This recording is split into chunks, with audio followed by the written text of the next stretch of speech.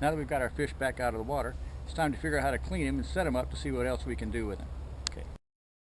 All right, looking at your typical lionfish, you can see the distinctive red and brown or red and white colors that you see. We've got these big flowy pectoral fins on the side that you see out there. Along the back, the dorsal spines, these are the big wicked looking spines that you see that we're going to talk about in a little bit.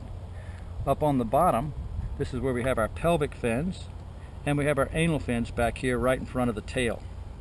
Up on the head, just got little short spikes there, some cirri up here, which is part of their camouflage system, and if we look in their mouth, you can get an idea of how big that is and how they create that suction there, just kind of like a grouper would be, where they suck in those fish. Alright, I'm mostly concerned about the spines that are going to get me first. These on the back, then the pelvic fins underneath, then the anal fins. I like these shears here because you can use any shears, but these give you a little bit more room between the fins. So some of the things I'm going to work on is making sure that these spines fall away from me. So any glove will do, because these aren't venomous up here, it's just to keep the fish from falling out. I'm going to rotate the fish away from me so that as I cut these spines off, they're going to fall away. So I'm simply going to start back here at the back, as close down to the base of the skin of the fish as I can, and just trim these off.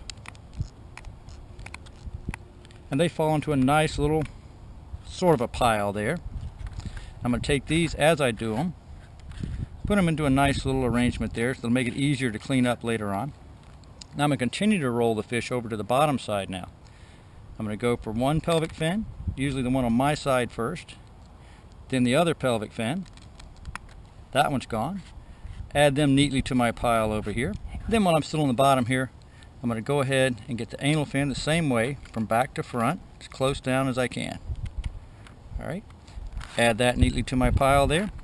Now this fish is perfectly safe right now, but my habit, just to make sure I don't do anything silly, if we leave the wrong ones on, I go ahead and cut these pectoral fins off. Now there's no question that I have all the venomous spines off of there. Perfectly safe fish, you can treat it like any other fish right now. Alright, looking at our venomous spines here, we'll see how this works.